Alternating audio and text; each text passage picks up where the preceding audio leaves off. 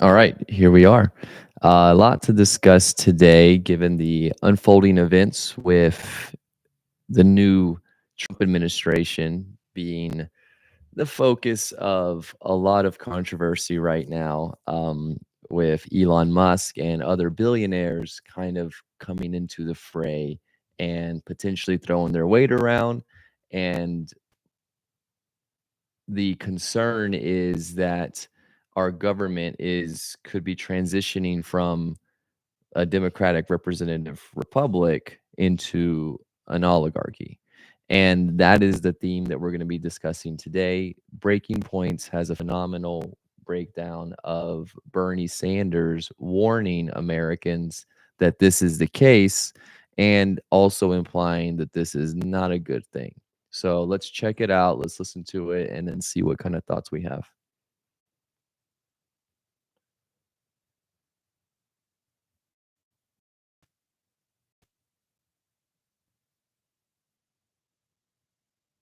In the wake of their stunning defeat, Democrats and legacy media have been unusually receptive to hearing a little bit from Bernie Sanders and his assessment of what went wrong. Of course, this openness comes roughly a decade too late, but it is much deserved. He's been correct on many things, from our disastrous wars to Wall Street's impunity to the Democratic Party's disastrous abandonment of working class people.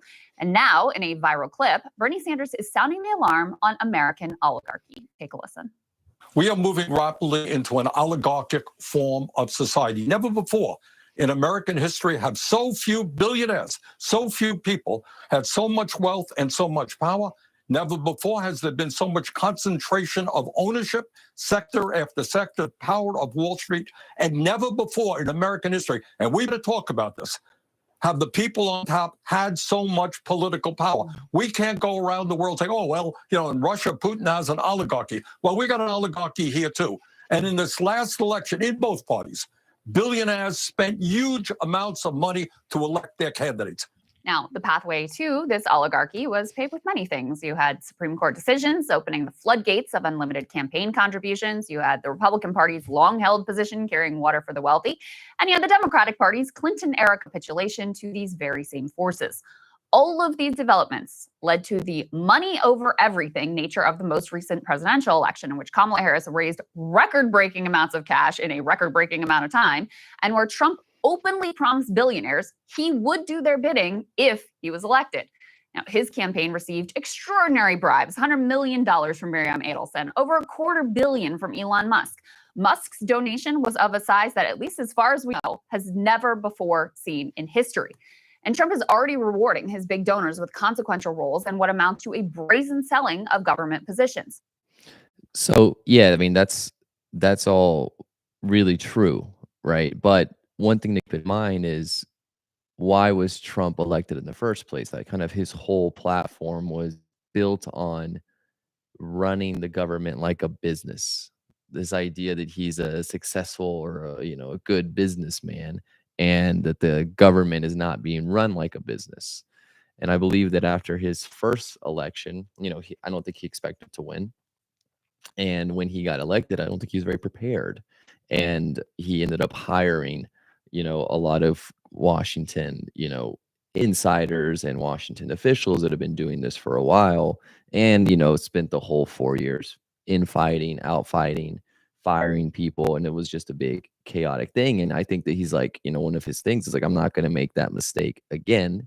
And he did openly set up like going to the highest bidder, in order for influence for him. Like, hey, donate to me. I got to do stuff for you. And he was just very open about that, which is interesting, because unlike what she just said, like, it's both parties and how historically Republicans have done things and how Democrats have done things. Doing billionaires bidding has always been a part of this country, I'm sure. But I think this is the first time like Americans are actively, openly choosing it, because the candidate, Trump, president-elect, said he was going to do these things. In fact, I think the people are wanting this business approach into government. So just wanted to mention that real quick, and then let's get to the point of, I'm guessing they're going to say this is a bad thing. According to a CNN analysis, nearly 36 of Trump's key administration picks were donors to his campaign. Now, of course, rewarding supporters with positions, that is also nothing new. But the size and scope here are truly without parallel. So for comparison, Joe Biden staffed his admin with 12 who had previously donated to his campaign or affiliated groups. But where those 12 combined for contributions of about $100,000, Trump's key picks, they combined for $37 million in contributions. And that's without including Elon Musk, who put $262 million in and now has this powerful whole of government position to remake the entire federal government to suit his personal whims and desires. Yes, American oligarchy has been a long time in the making, but in the incoming administration, it is in full bloom like never before. And you can see the tail signs, both in government. So again, Elon Musk with this role of efficiency manager. So she says to fulfill his whims and desires. You know, the implication is like there could be a hidden agenda, a negative agenda, right? Where he's just trying to get control for his own personal whims and desires, you know, world domination. Fair concern. But I think the idea is that Musk has always been, well, the reason he's successful in car manufacturing and rocket manufacturing is because he figured out a way to do it in the most efficient way, right? So I believe that's the narrative, at least. She's probably saying like that's a BS narrative. Molding itself to serve favored oligarchs and in the behavior of wealthy elites who are vying for status as favored oligarchs. Toward that end, we've already been witness to some shameful billionaire groveling. According to NPR, major Silicon Valley executives like Bezos, Mark Zuckerberg, and Sam Altman, who had previously been Trump adversaries, are dishing out millions to the Trump inauguration in order to curry favor with the incoming president.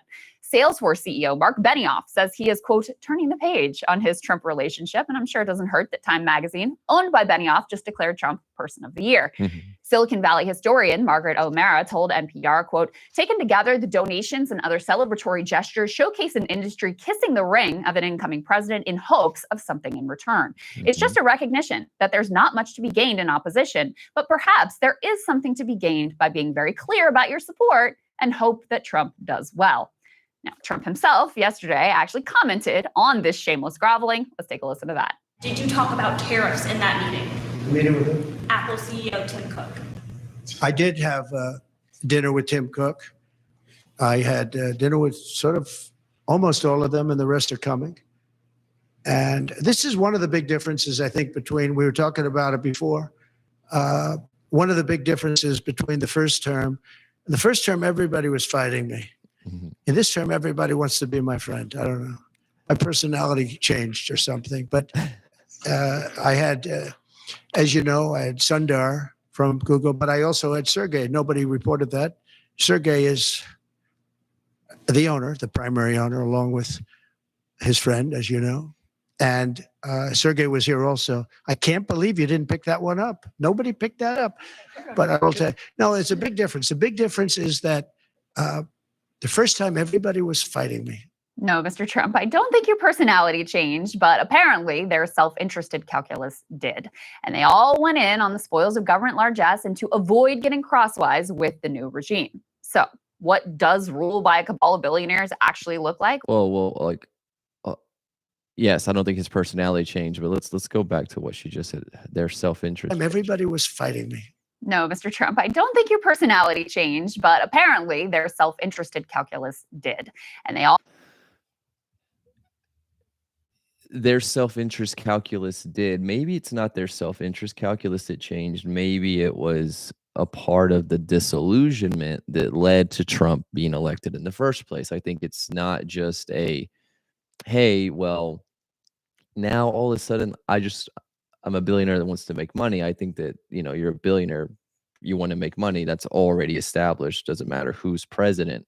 I just think that the support for the other side, for the Democrats, I think was the people that were part of that were so disillusioned and they were so let down by was probably just, one of the most historic meltdowns I've ever seen. I mean, maybe we've ever seen from one political party, where Joe Biden obviously, started kind of losing it, and it took them probably a year to 2 years to kind of decide, like, hey, I mean, they did it like a few months before the election, like, hey, you should step down and put Kamala in, and just put a lot of weight and stuff behind Kamala. And the whole idea before that was, we have it under control. The Democrats were saying, we got this. We hope Trump is the nominee. We're going to destroy him. That's easy. We've already beat him once. And I just think a lot of people who are on the ground, and maybe these people who were once supporting or against Donald Trump and now supporting him, were supporting the party. And then they got let down by that party. They got let down by the leadership of that party. So they're like, you know what? Fine. You're out. This guy's in. What are we supposed to do? Like, we're supposed to just take it. I think that if we would have had a better showing, like as a Democrat, like they're thinking, if we had a better showing, and if I had more trust in the leadership in this party, I would resist Trump and keep doubling down on my party. But since all that was taken away in an epic failure, what else are they supposed to do? And I think always you have billionaires and, big business, trying to align himself with government, because that's just part of how we get along. So I don't think that they necessarily had a change of heart because all of a sudden they want to make money. I think they had a change of heart because of the failure of the other side to provide anything of interest or value to them. Was fighting me. No, Mr. Trump, I don't think your personality changed, but apparently their self-interested calculus did.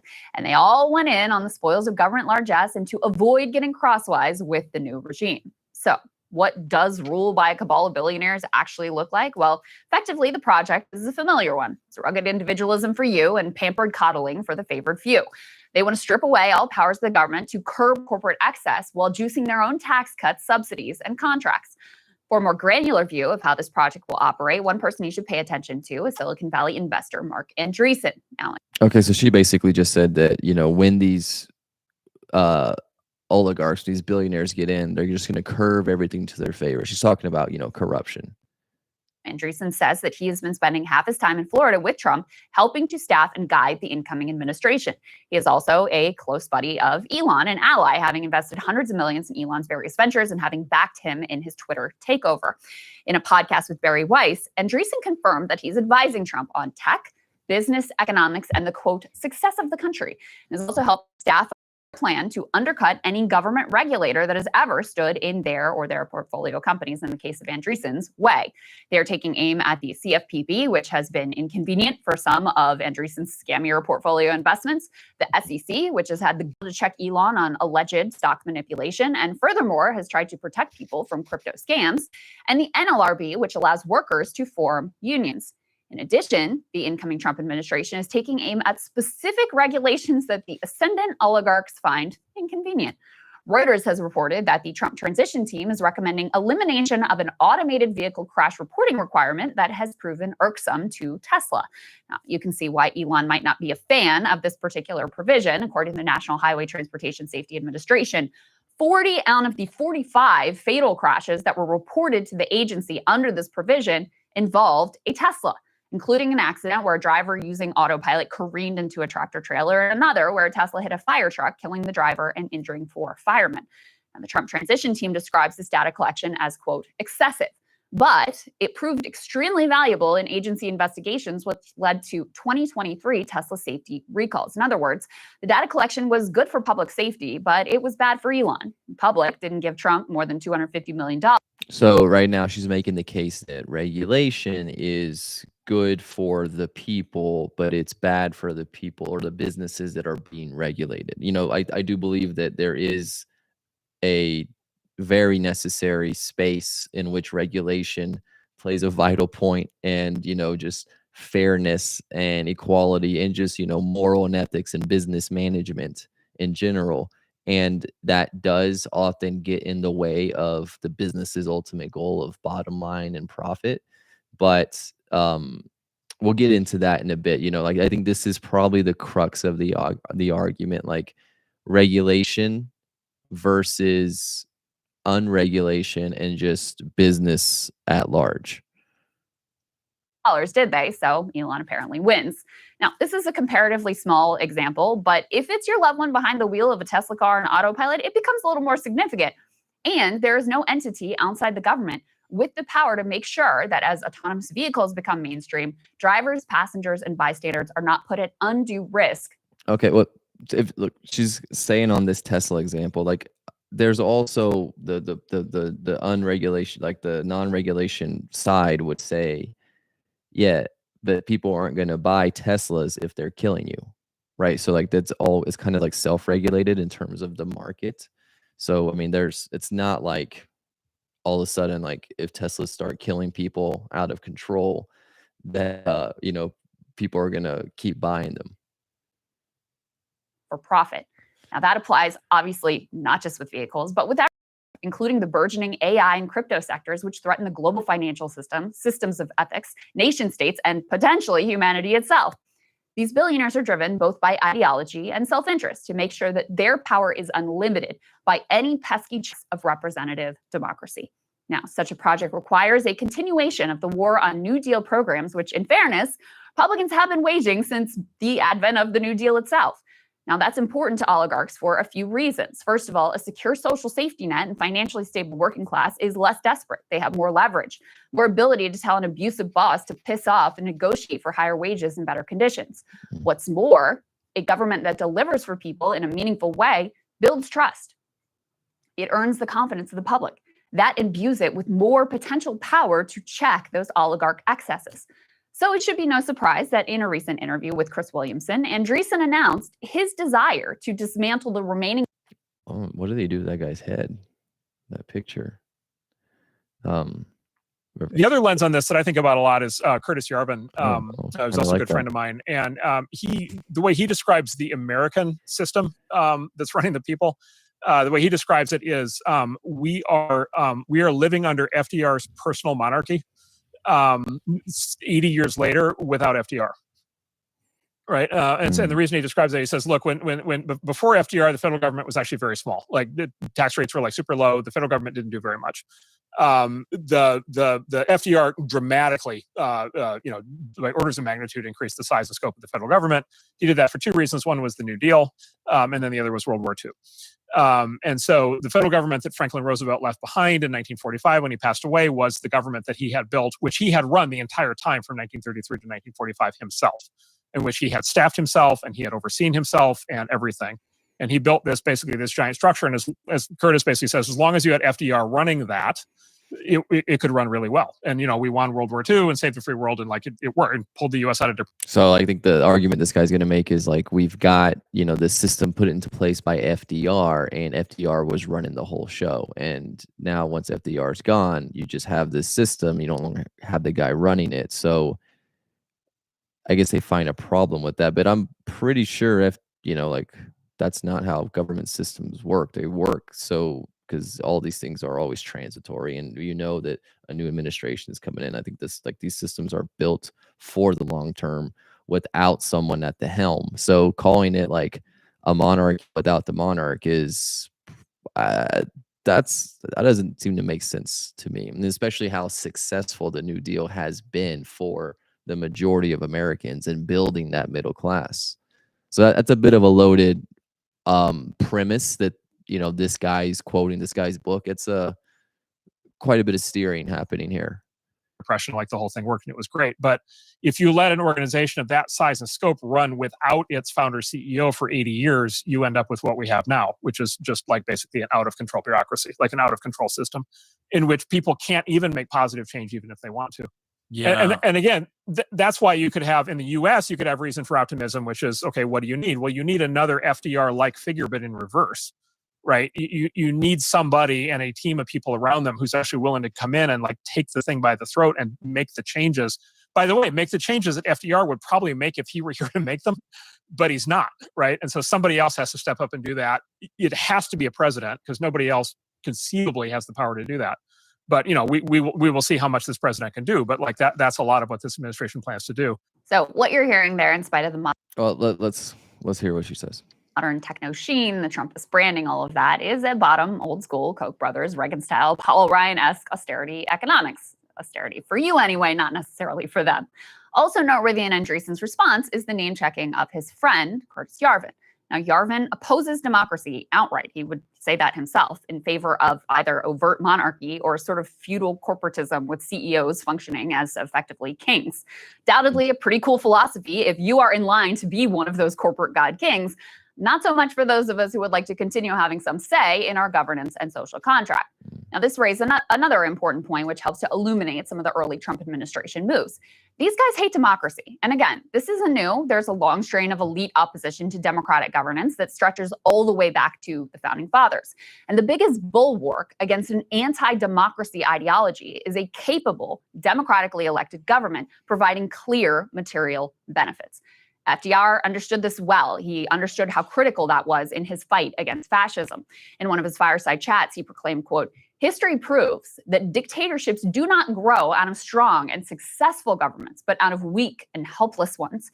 If by democratic methods, people get a government strong enough to protect them from fear and starvation, their democracy succeeds. But if they do not, they grow impatient."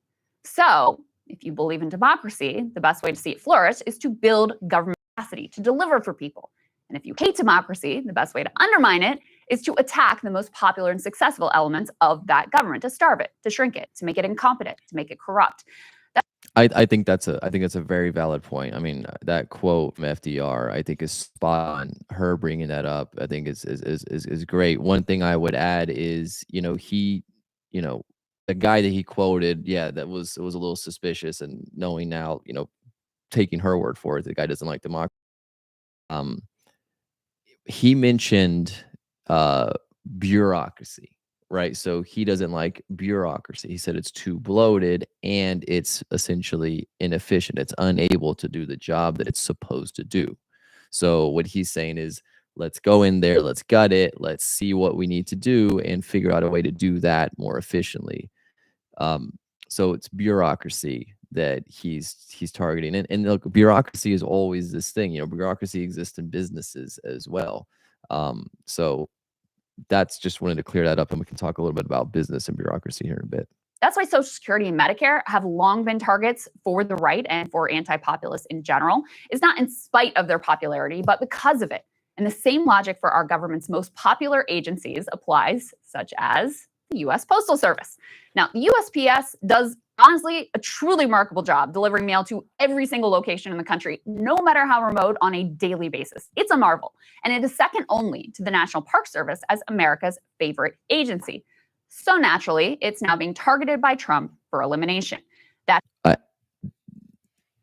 It does a remarkable job in the sense that the job is so basically almost impossible that it somehow figures out a way to do it. It doesn't do it necessarily perfectly, but it's because it's so huge and difficult. I don't think anyone expects it to be done perfectly. They're just like that it's being done or attempted to be done. That has a dual benefit for oligarchs. Not only does destruction of a popular government function further undermine popular commitment to democracy, it also gives an immediate sop to corporations like UPS and to FedEx. And spoiler alert, delivering to a remote village in Alaska or mountain hamlet in the hollers of West Virginia, it's not profitable. Right. So many rural Americans will almost certainly be cut off from postal service entirely, or they'll be price gouged, charged exorbitant fees if Trump allows profit to become king in mail delivery. Cut, deregulate, privatize, but keep the goodies flowing always to the top. That's the playbook. Pain and sacrifice for the masses, bonanza of largesse for the favored oligarchs. Bernie is right to sound the alarm about American oligarchy because we are watching this project reach new levels of brazenness and control with few checks in sight. And to me, this is my central concern with what we're. Hey guys, if you want to see what I had to say to Crystal's. All right. Yeah, I mean, that's a good final point that she made. Like, what are we prioritizing here as a people, as a country, as a government? Is it profit, or is it essentially inclusivity, right? Is it the ability to have these things as an American, being provided for you, or do we need to do we need to always make sure that government is operating in the most business-like manner? And that's a good point, because businesses are notorious, for being immoral, unethical, like if you follow the capitalistic creed to the T, right? It's profit above all else. And it doesn't really take into account the the reality of, you know, it puts the cart before the horse, right?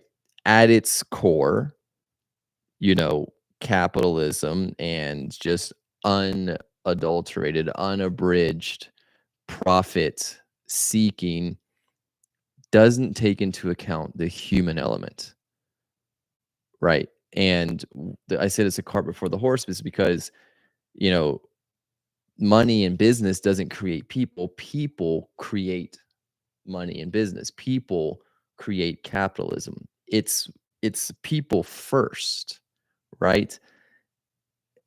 Everything else comes after that. And you have to wonder, right, if you are hiring someone who's famous for efficiency, brutal efficiency, Elon Musk, right? How well liked is he within the people that have worked with him? It's a lot has come out. I don't know for sure, but a lot has come out that no one that's worked for him really likes him, and he's fires people that have been with the company for a long time for efficiency's sake.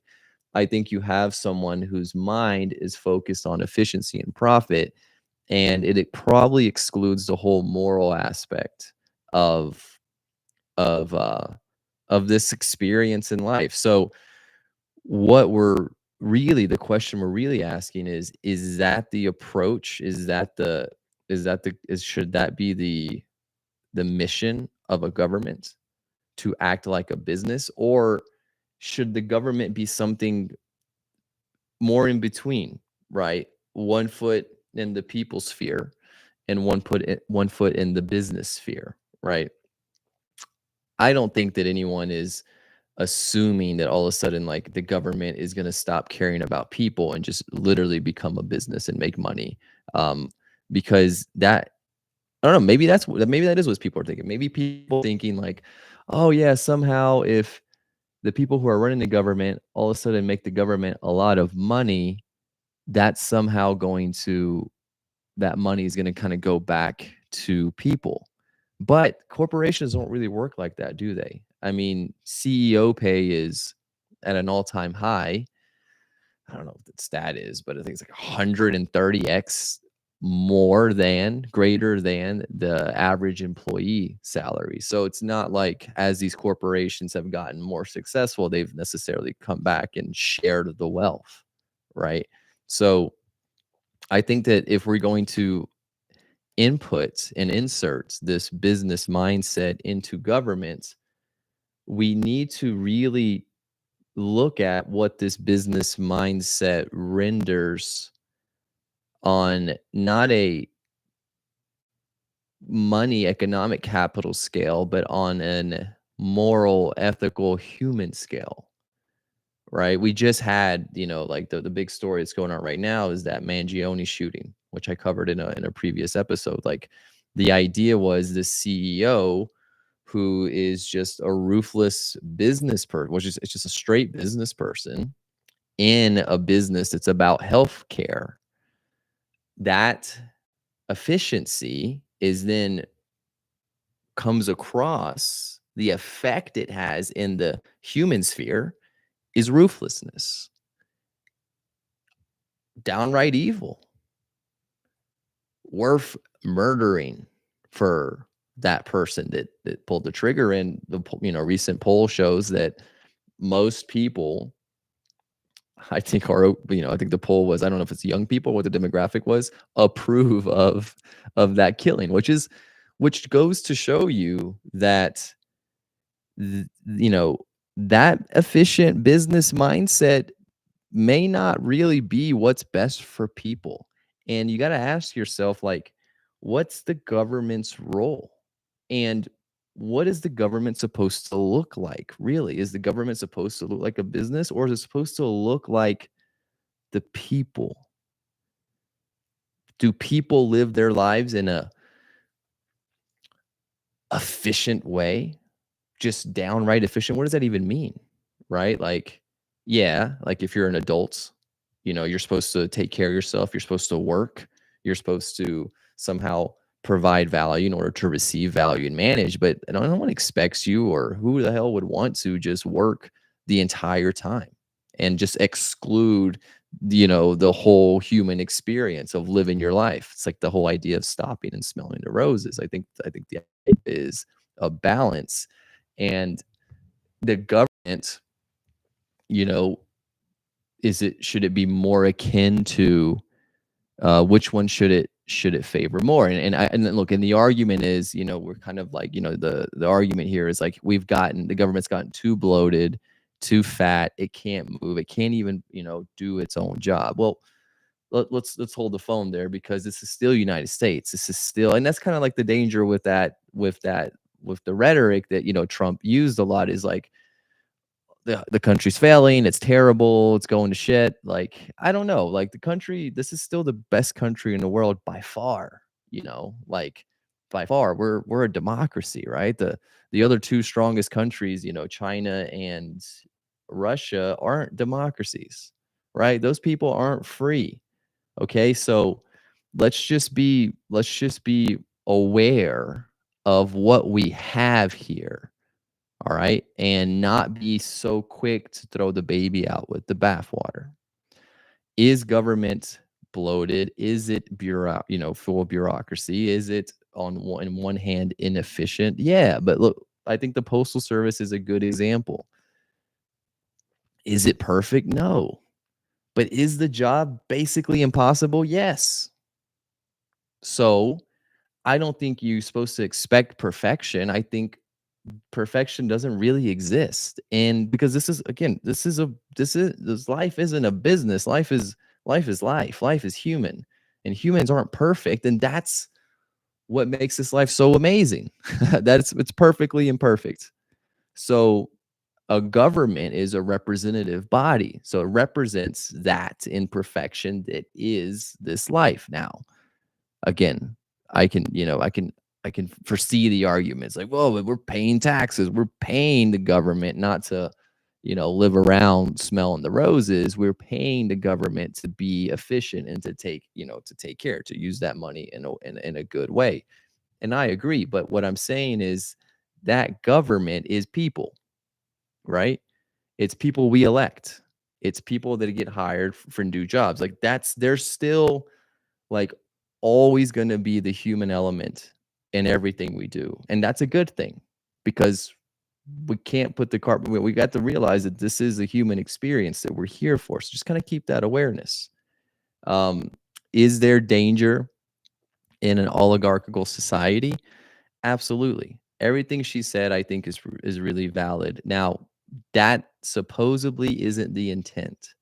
You know, like, I don't think Musk and these billionaires are, look, I guess I don't think, but I would hope that they're not there only for their own personal gain. I hope that maybe they do have some type of patriotic intent and wanting to help the country, right? Obviously, the reporter there, she does not view that's the case. She thinks that they're in it for themselves. Does the government need a shakeup? Yes. And is Trump a shaker? Absolutely. But does Trump view himself as a shaker, or does he view himself as, like, the solution, right? And what I mean by that is, shakers are temporary. Solutions often view themselves as permanent. So if the changes that they're going to try to implement, if those changes make it through, they're going to try their best to make those changes permanent. And we might lose a little bit of the fluidity that maybe is healthy for a government made by the people for the people, because we as people in this life experience is really fluid. I was thinking while I was listening to this about, one of my favorite shows. Funny enough, my last stream I did was about a character from the show. The show's The Office, and the main character is Michael Scott. And obviously, let me pull this up. Michael Scott is famous. The idea is that he's so an idiot, right? I'll just play this to show some clips as we talk. He always says these things that are like, "Oh my God, that's so funny," because it's wrong, right? And the whole premise, the whole entire ethos of Michael Scott is he prioritizes the people in the office and the relationships he has with these people and their life experience far more than the bottom line. In fact, one of the quotes that he says is like, "What's a manager's role, right? Or what's a business's role? Is it, is it to the bottom line? No, of course not. It's to the people." And that's supposed to be funny, right? Because everyone knows, like, yeah, business is the intent of the business is its bottom line. He doesn't see it that way. And at first, that's like so funny because he's an idiot. But as the show progresses and as you get to know these people, you start to see that he's actually not an idiot. That maybe our, the corporate takeover that's happened in our society, the business mindset that's really impregnated our society, our way of thinking, maybe that's idiotic. Of course, the answer is balance, equilibrium, right? A little bit of this, a little bit of that, but business is not an animate thing. It's not alive. It doesn't see that. It's up to us to see that balance. It's up to us to always prioritize ourselves and each other and this life experience. Michael Scott does this. And I think the proof is in the pudding. We wouldn't watch and love this show if it was about a manager who efficiently ran a paper company. Okay? This is a show about a manager who cares about his people more than anything. That's worth watching because that's our experience, and it should be. So that was, I guess, my parting notes, is before we go full board into reshaping our government and letting in these businessmen to reshape the government, let's not lose sight of what's most important. It's not the bottom line. It's the people.